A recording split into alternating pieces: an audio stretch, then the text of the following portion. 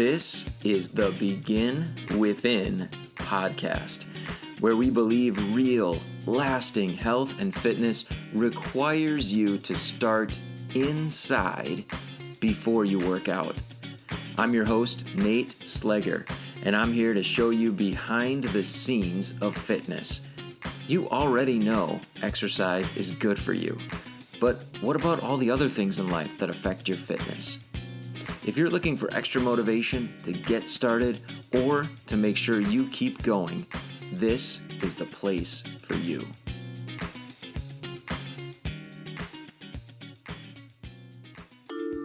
Produced by BeginWithin.fit. Improving health is about so much more than just losing weight. But I realize weight loss might be the goal that brought you here to the Begin Within podcast. That's why I wrote my latest book, 5 Ways to Stop Wrecking Weight Loss, to reveal the 5 areas that I see are most overlooked by the people that I work with who want to lose weight. Each one of the chapters in this free ebook describes that specific area that you need to focus on to improve your health and get great permanent results. And it also links back here to episodes of the podcast where we've had experts on the show talking about that specific area. So you can benefit from those previous episodes while you're learning about how to maximize the results that you're after. You can get your free copy of my ebook, 5 Ways to Stop Wrecking Weight Loss, by going to beginwithin.fit/ebook or going to the link in the show notes. Now is a great time to do a little multitasking while you're listening to the start of this episode. Head over to grab your free copy of my book, 5 Ways to Stop Wrecking Weight Loss. If you missed the URL, here it is again, beginwithin.fit/ebook. Or there is a link in the show notes for you. Grab your copy, and now let's get on with today's episode. Recently, I was privileged to be a guest on the Nutrition and Life podcast with Lisa Franz. And I'm thankful to Lisa that she's allowing me to repurpose that interview. So a little bit different format today. This episode is an interview with me. I'm the guest, and the host of the Nutrition and Life podcast, Lisa Franz, is going to be interviewing me. So I really hope you enjoy it, and I hope as well that you have an opportunity to check out her amazing podcast, the interviews that she does there, and just the really practical tips that she shares. When she and I have gotten together, we have so many things in common when it comes to our perspective on improving health using workouts and nutrition. And so we always have great conversations. I hope that you enjoy this one. Here's my interview with Lisa Franz on the Nutrition and Life podcast. Hello and welcome back to the Nutrition and Life podcast. My name is Lisa, I'm your host, and in today's podcast I have the pleasure of speaking with Nate Sleger from Begin Within Fitness. He is a weight loss and health coach, and I'm super excited to be talking to you today, Nate. Welcome. Yeah, I'm excited as well. Thanks. Awesome. I'd love for you to just give us a bit of a brief introduction in the terms of how you got into coaching or into fitness in general, and what it is that you mostly do. Yeah. How brief do you want it to be, Lisa? 5-10 minutes would be good, but as much as you think is valuable. No, I had a corporate job in human resources for quite a while. In fact, that's what I thought I was going to be doing for my life. And then business got really tough. My job got a lot more difficult, and I found that I was delivering more bad news than good news to people every single day. And I just got to the point where I started to ask myself, what are you going to do? What are you going to do with the rest of your life? You're going to stay here for another 40 years or something else? And fitness was always a passion that I had. I loved working out. I, share little workout tips with friends and family, right? Like so many people do that are passionate about it. And I didn't really have, at that point, a very good handle on nutrition. But I thought working out was the answer to everything. So I left my corporate job and started, after I got certified as a trainer, I started doing personal training. And I found that it was a lot more difficult than I expected it to be. It was a lot harder to help people get results than I expected. And the things that were helping me to get results, I was honestly not using with my clients because I felt like they needed more of a framework, and that I was able to just kind of intuitively make decisions and try this and that. And I found that I got really good results, but um, I didn't really have a framework for how I was getting myself those results. So there was a point with my clients where I started to teach them how I was taking care of myself. Not using a diet, not using even like a special workout plan, but how I was just addressing the main sort of pillars of good health with myself, and saying, oh, I haven't been getting great results. Well, what's my thing? Like what's holding me back? And personally, I would say, oh, I haven't been sleeping that well. I haven't been getting my 8 hours of sleep these last few weeks. So you know what? If there's one thing that I personally need to work on, that's probably the thing. And I would just put more intention and more effort behind getting to bed on time and getting good rest. And I found that I would get better results, but that didn't stay forever, right? So then I would find, oh my results aren't so great, but my sleep has been good. What else could it be? And you know what? I haven't been eating as many veggies as I know I should. So I would put attention into my nutrition for a little while, kind of clean it up, make some adjustments, and then the results were good again, right? And then and so again and again, I'd find these different areas of my life that required focus, but I was sort of just cycling between each of those areas and just kind of fine tuning them as I went. And one day I was like, why am I not teaching my clients this? These are the areas you need to focus on. And as long as we have an idea of what good health looks like in these areas, um, we can kind of slowly dial them in over time. And so, anyway, long story short, I'm still using that framework. Now I'm with a different company, training and coaching online. And you mentioned the company is Begin Within Fitness, where we do online nutrition coaching, lots of education in the nutrition space, as well as personal training online. Awesome. Super cool. Thank you for that introduction. And I'm curious, well, just briefly, do you guys use like an app for your online training, or is it more just like a PDF? How do you get your programs to your clients? Yes, we use an app. Yeah. So we have an app that'll deliver workouts. We can message with our clients, like a lot of training companies have. And then one of the things that we do that is a little bit unique is we have little courses, basically nutrition, but it's using those pillars that I mentioned earlier, those more lifestyle areas of focus that help people to get really good results. And we deliver those little courses as well to our clients in our app. And so we have it's like a 12-month course that they get on top of their workouts and the coaching they get with their coach. And so they're actually working on the habits that will help them in each of those main areas that we have found influence health, wellness, nutrition, or not nutrition. Nutrition is one of those pillars, but weight loss, and just feeling the way that you want to feel, getting the results you want. So we focus on those pillars by means of those little habits, one at a time, over 12 months. Super cool. Yeah, I'd love to hear a little bit more about the programs specifically a little bit later on. But yeah, why don't you tell us what exactly those 6 pillars are? I can't tell you that. No, I'm just kidding. I can't. So here's how we started it out.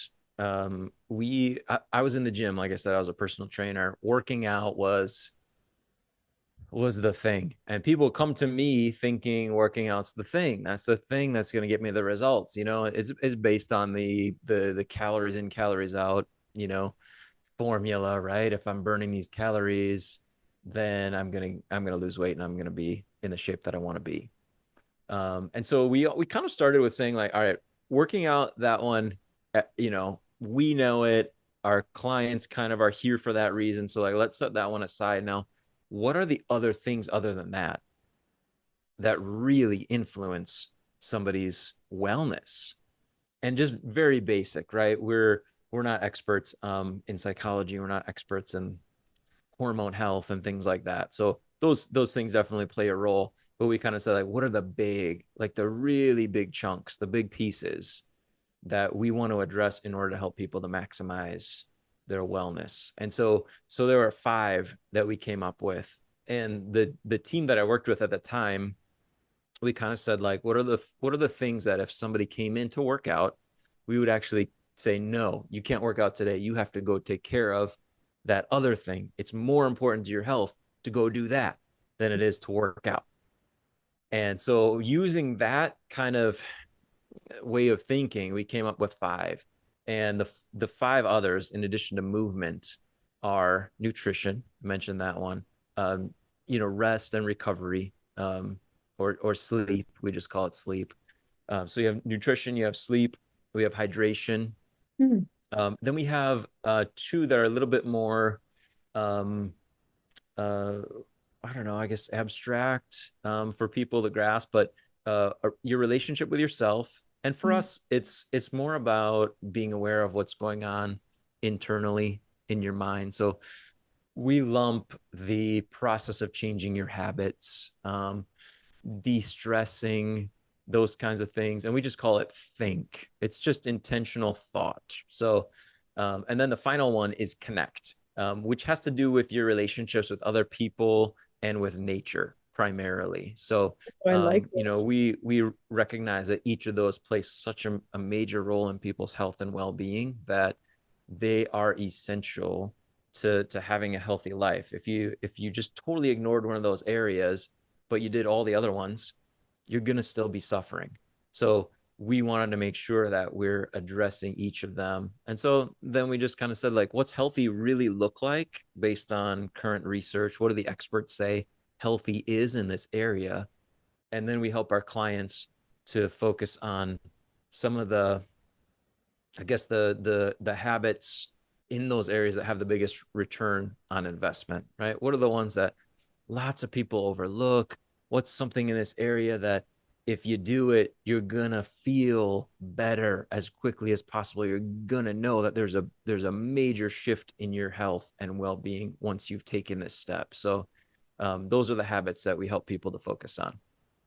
I love it. I have to admit, I did not expect nature to be in there. I was kind of expecting connection, social connection to come, just because it's also becoming a bit more of a, not necessarily buzz, but people become more aware of, hey, it's probably important that you're not a total hermit. Or maybe during COVID, we all noticed how much more challenging things were and how much we actually really benefited from that interpersonal connection or physical touch, those sort of things. But I absolutely love the nature aspect, and I think it's totally underrated. I do think people are often here, get your 8 to 10,000 steps, but many get it while they're on their phone, walking around in the house or on the treadmill. And of course, throughout winter, it's a different ball game, and not everybody feels like bundling up in 30 degrees Fahrenheit and walking around for an hour. I totally get that, but I think we can probably add to that, or what for me is entailed with that is simply daylight viewing as well. That's probably becoming a bit more popular through Andrew Huberman or people of the like, in the sense of it's going to help set your circadian rhythm. It's going to help you with more better hunger cues, satiety, but also just nature sounds and that stillness sometimes that nature can give us. I'm definitely someone, I benefit a lot from that. And I know it's very much varying from person to person how much of a thrill they get out of being surrounded in nature. But nonetheless, I think there's a term which has stuck with me that I read a little while ago, and that was actually called Paleolithic deficit, and that so many of us are in a Paleolithic deficit, meaning being so far removed from how we originally were maybe meant to live or used to live or whatever you want to call that, when we're just like in these boxes 24/7 with artificial light and not even knowing what it feels like to touch real wood or those sort of things, and even just this kind of deficit, and then of course more artificial food and all the rest of it, and that in and of itself can definitely be a bit of a detriment to mental health as well. I don't know how you guys bring that aspect across to your clients in the sense of nature, but yeah, I love that you threw that in there. Yeah, and like I said, the whole concept for me started in my personal, self-care process. And I'm the type of person, like, if I have I have a stressful day, I get some bad news at work or whatever, I'm like, I gotta get outside. I gotta get out there. I gotta be around trees. I've gotta go by the water. And so what I came to appreciate in my own life is that the more I was doing that as part of my routine, the less I had those times where I'm like, I gotta go to the trees, I gotta get outside, I gotta do this, because I was experiencing those opportunities to de-stress. Yeah, there's so much to it. So we recommend, like I said, very basic for our clients is just explaining to them the benefit, and then encouraging them to, for example, get outside, just very simple. Just get outside intentionally, not like you're walking your car into work, but get outside to be outside, right? Take some really deep breaths of that outside air. And or sit and look out the window. Actually just look out there at the tree. Just spend some time interacting with nature, even if it's just looking, and notice how it helps with stress. So just very, very basic. But I'm so over the top. Like we live in the woods now. We're out there every day. We have a dog, and a big part of what we love about him is he makes us get out there every day, even in the cold. We live in Wisconsin. I think I told you that last time. So it gets very cold. We're out every single day. It could be 20 to below. We're still out there. We bundle up, but it's a part of our routine, and it makes such a difference in how we're feeling. But yeah, I love it personally. And like I said, once I started to realize the difference, when I really be honest about the difference it was making for me, I started to share that with my clients. Like, hey, it's not just about keto. Like, that's not what's going to get you what you want. You want to feel healthy. You want to, really de-stress and feel connected, feel grounded. You have to be outside. You have to get out there. You have to interact with nature. But yeah, I mean, studies show even watching a YouTube video of a waterfall, right, or something can help us. So even if someone's stuck inside, they don't even have windows. If they have an internet connection, they can still get, A little bit. connect in that way. I dare to say it's probably not quite the same result, but I definitely like that you keep it to the basics, because I mean the basics are what the biggest movers, and the beautiful thing is actually that so many of these habits can be quote unquote stacked. You can go outside for 5 minutes, get your steps in, so you get a little bit of movement. You can take some deep breaths, get a little bit of recovery. You work on your internal language, maybe just considering, hey, was that thing at work really so bad? Maybe how can I reframe that? How can I reframe that was actually something positive that happened to me today, or for me today, as opposed to me, perhaps.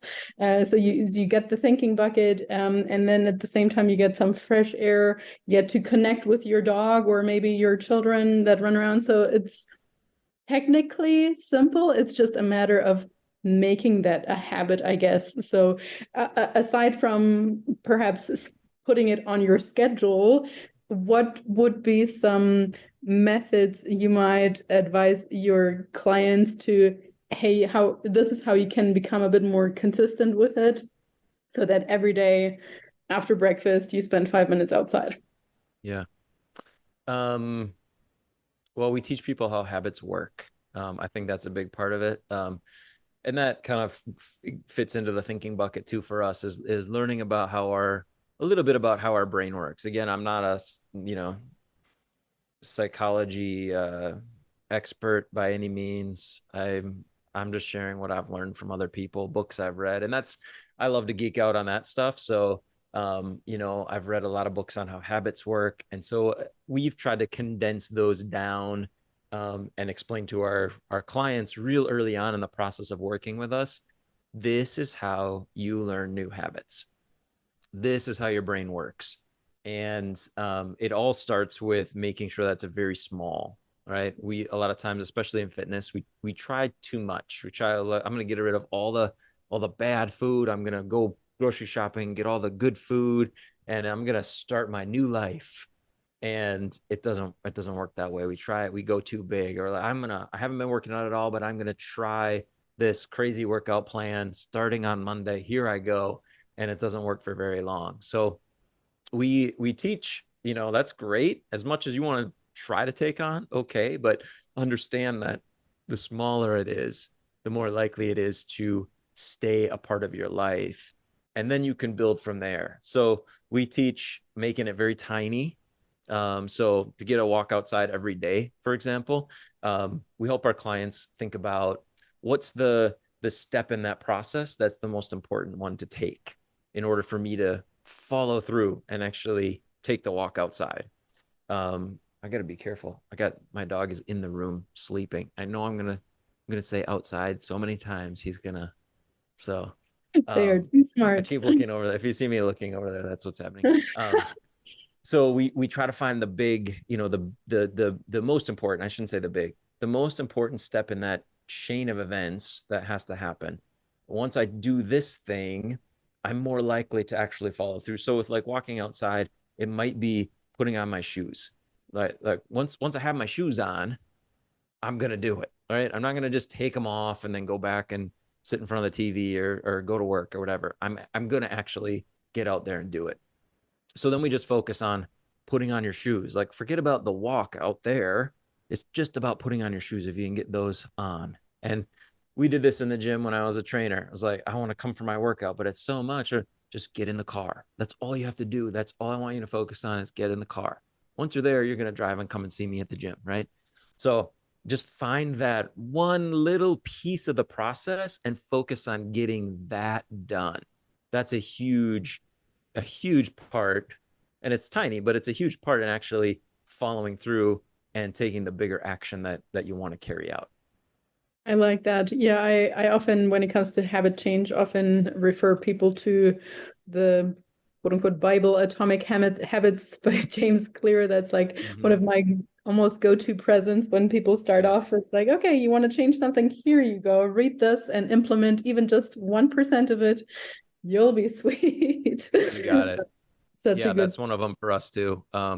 Also, there's a book called Tiny Habits by BJ Oh, Fogg. yes, That's another big yes, one. And then it's a little less prescriptive, but I think taught me a lot too. It's called The Power of Habit by Charles Duhigg. yes. I've Um, read that one too. Yes. Yeah, so those three we recommend, and I teach a course from time to time all about how to stay motivated, how to create new habits, and right at the outset I'm like, hey, this is not mine. This is from these three guys that are way smarter than me that put this information together. I'm just gonna try to condense it down for you and teach you what I learned from them. I love it. Now, pivoting a little bit or digging into maybe either your time as a trainer or now with regards to fitness and training programming. And again, you say you like sticking with the basics, or maybe assuming also that a lot of the people that come to you are reasonably new to working out. Do you have certain principles in the sense of everybody should be strength training twice a week? I mean, you mentioned steps. Okay, so anything, okay, let's assume any sort of movement is better than no movement. But aside from that, when Yeah. someone says, hey, I want to see a little bit of muscle definition, I do want to feel better, I want to lose some body fat, I, yeah, what do you advise Yeah. in the sense of maybe Um, frequency, duration, what kind of yeah. training? Yep. And I think that needs to be said. What you just mentioned, Lisa, I'll say that before I start any conversation about this with anybody. People ask me all the time, "What's the best? Can you give me a workout program?" I say, "Hey, as long as you're moving your body consistently That's the big thing. I feel like um, the other stuff that we talk about is going to make such it could make a difference, but it's such a little difference. Once you're actually moving and you're doing it consistently, we can always build from there, right? We can dial it in, we can make it more effective, but that's the big thing. So I feel like over the years, and I did this myself, we kind of like mystify the process a little bit. We make it sound complicated because it makes us look important. Like, I'm so smart. I do this and I do that. At least that was what I was doing, right? To try to like, oh, Nate, I need you to make it for me because you know all the science behind this stuff. And when I finally was like, hey, if you're just moving, that's the big thing. But that being said, right, I've done this for nearly 15 years. I've trained trainers, and those trainers have trained so many more sessions than I've personally trained myself. And so we've learned along the way as well about what are the big pieces as far as a workout that we want to have in place without making it super complicated. So the big pieces for me are strength training, at least 2 days a week, but you should be moving your body more days than you're not. So for myself personally, that means I'm strength training at least 4 days a week, right? More days than I'm not. If I'm going to work out, I'm going to lift. I love kettlebells. I love dumbbells. I love the versatility. I do a lot of body weight exercises, use TRX a lot, those kinds of things. And recommend the same for our clients, because a lot of our clients are working out at home as well. We use a lot of resistance bands, those kinds of things. So resistance training, or people call it weightlifting, but body weight as well is fine, right? We can do a lot with that these days. And then full body workouts. I'm not a big upper lower split chest day. If I'm gonna work out, I'm gonna work out everything, and I recommend clients do the same. I think that our body tends to work the best that way. I think about a farmer, or someone who doesn't need to work out because they're working out all the time. Go back to the days before anyone ever needed to go to a gym. They were just moving their body. They're using their whole body in activities that required effort. And so we're doing full body workouts, and clients will ask me how much should I do, and I would say do as much as you need to in order to feel like you're trying. If Well, you're that's not, a good recommendation, though. Yes, because yeah, for any level, I find that a very difficult question, and sometimes I'll get also like, even how much weight should I use for that? I'm like, I have literally no possibility of telling you you should be using 25 pounds for this or not, because I don't know how strong you are. I don't know how challenging this feels to you. And especially virtually, it makes it even harder. But even if I saw you, you can put on a little bit of a red face or so. You need to learn to feel the muscle as well and feel like, okay, I'm getting close to failure or to what is, as you say, challenging. That's a really good recommendation there. yeah, and there's so much that we can do. Again, because we're working out with people who are at home, more limited with equipment. In the gym, I had all these different dumbbells. We can do different things with tempo, and different things like that, or limiting our rests, pairing different exercises together to make it challenging. And so our goal is our clients are doing a full body workout. They're doing sets and reps to the point where they feel like they're trying, and that can change from day to day as well, right? For an adult, especially, our clients are mostly 40s, 50s, some 60s, and even older. So, we're one day to the next might feel different, and that's okay. Just do your best today. And then our workouts are generally about 45 minutes. Okay. We're programming 6 to 8 different exercises into a workout, and we're doing anywhere from 3 to 5 sets of those. So it lasts about 45 minutes, but if a client is feeling good and they get through it in less time, we say, have a great day. We're not going to Yeah. keep you here just to fill time and beat you up some more. And if someone at the same time is struggling, they need a little bit more rest. They need to move a little slower one day, and they go beyond 45 minutes. that's okay too. Usually we just say plan about an hour and we're, start to finish, warm up, workout, cool down, 1 hour max. That's all I need from you. And we're going to take really good care of you during that time. Love it. Awesome.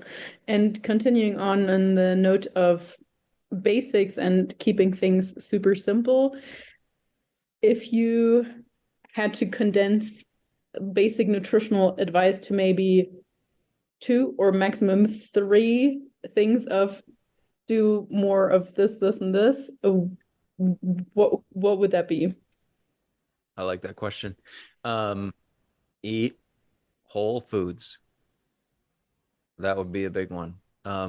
Eat slowly and stop before you're full. Those would be my 3. Love it. Awesome. Because they will take care of a lot already. If you focus on whole foods, you got your satiation, you got your veggies, your large base of micronutrients, likely some protein in there as well, good quality protein. And with the stopping before you're full, I think that's such a nice link to the mindset or thought piece as well when you're stressed or whatever, like just a reminder to perhaps slow down and, as you say, stop before you're full. Love it. Yep. Super cool. I want to honor your time, but I have one last question just because you touched on it earlier, and that was the motivation piece. You said you from time to time run some workshops on, how to keep the motivation going, or perhaps if we want to rephrase that to how to keep going even if there is no motivation. So maybe you have like one last piece of wisdom for the listeners to take away when it comes to that, like, oh, I don't feel motivated or lost motivation. Sure. I would say forget about it. Forget about motivation and think about making it easy. Just make it as easy as you can, whatever step you need to take next. Then motivation doesn't become as much of a factor. But when we take that small step, then we feel motivated. When I take the action, I feel like doing more. So just focus on making it easy, and whatever step you need to take right now, just focus on taking that next step, and you'll get the motivation later that you need. So just kind of forget about it and just focus on easy. Amazing. Super helpful, practical takeaway. I absolutely love it. And I recommend everybody go and follow Nate on Instagram, Nate Sleger, or heading over to beginwithin.fit, I believe. But I'll put all that in the show notes as well. So thank you so much for your time, Nate. And it's been a pleasure talking to you.